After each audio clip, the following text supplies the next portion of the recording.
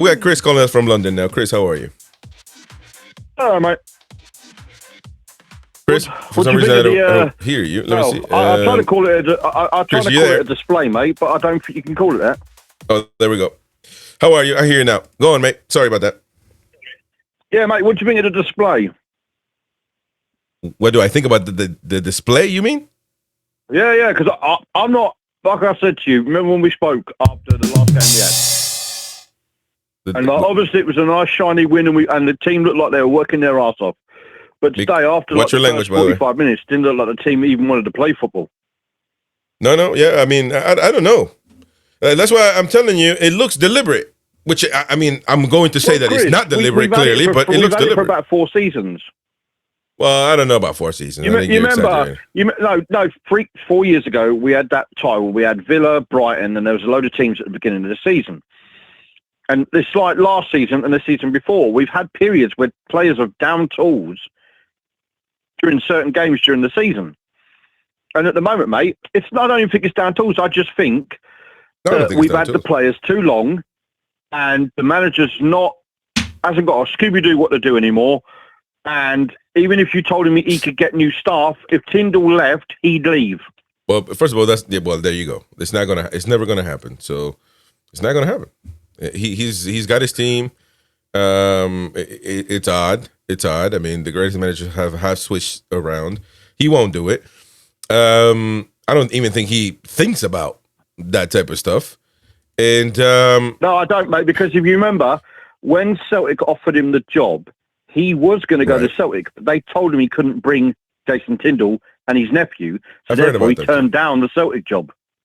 I've heard about that. No doubt about it. I've heard about it. No, my mates, a lot of my mates are Scottish because obviously being born up north, most of the people I hang around with are Scottish people, Northerners, or do you know what I mean? Yeah.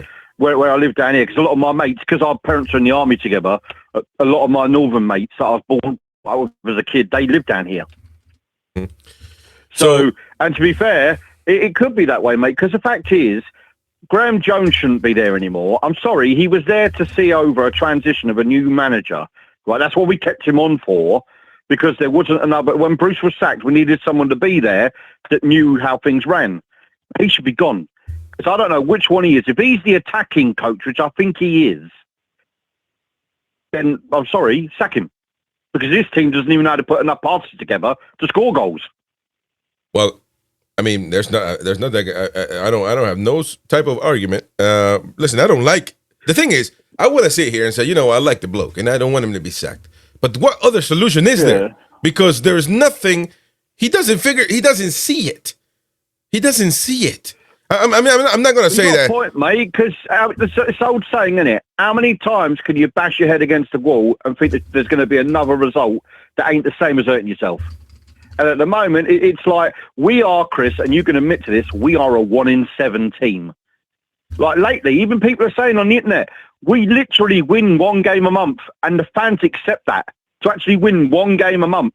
So it's like, we'll go on this massive drought of losing games, and then we got the result we got against Man United, and then we lose. And I'm not uncensored about Tuesday, mate, because I'm sorry, if Doku and that other winger, Savinho, who are Man City's worst wingers, can rip us apart, what do you think Rafinha, Lamau, and all that lot are going to do to us on Tuesday? Well, listen, that's going to be a 2-leg thing. So, but that still could be very much one that game could eliminate us already. This one that's at James's Park coming up. Because all you have to do is watch Man City's videotapes. Every time we played them, they've done the same frinkers. Yeah. They've run down the left wing, the guy has hit the ball across the face of goal, and no defender's looking exactly where the ball's coming from, and Mamouche is sat there tapping it in at the back. Mm-hmm. Yeah, it ain't the first game. So when we played them in the league, the same thing happened. No, of course. They're literally doing the same DNA. Like, I used to think when I was a kid, I played Football Manager, the whole idea of setting up a tactic is so you block the passing lanes. Now, City did that against us. We didn't seem to figure out how to do that. Mate, you know as well as I do, you go 1 goal down, a manager's supposed to learn how the other team is playing during the game. We didn't learn a damn thing during this game. No. All we learned was to bend over and pull our pants down.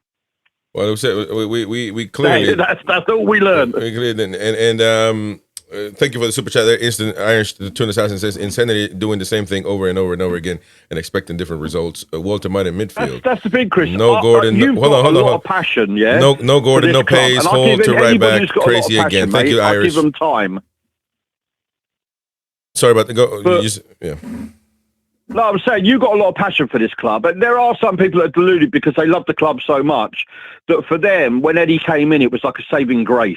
Well, it was. That's what the issue is. Because of how bad we were, the new norm was Eddie, and then I think they're too panicking and paranoid to think that another manager could do better. But for example, fact is there are managers out there that could do better. Yeah.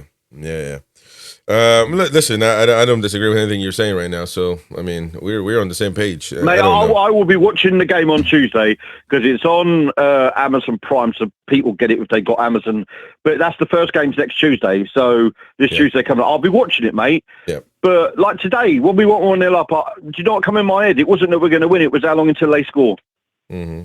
And that's bad as me as a fan, but.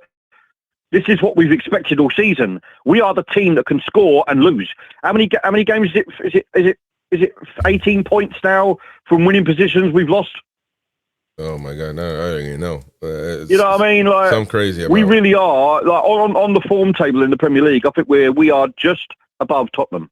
Yeah. We are 19th. Yeah. Something has to change, mate. And if people don't like it or not, it's a choice. Put up with the same mind-numbing thing, and then most of you have a heart attack from putting up with it. Or take a leap of faith and let the fans push the CEO to do something. Because at some point, we can't just sit back here and expect that guy to put tickets up by 5%, disabled tickets up by 25%, that's true as well. And then watch the same old hash on the pitch. Yeah. Chris. Because, Chris, when the guy said, listen to this, right? The guy said that the reason why they were using the money is because they needed new TVs in the stadium. Well, that don't come down for us. That's down to the owners. That's FFP, isn't it? It don't put anything towards the stadium or training ground. Why are we paying for it? Yeah, well, there you go. That's a good conversation to have. But I got to let you go, mate, because there's a lot of people calling. That's the point. They use excuses. Yeah.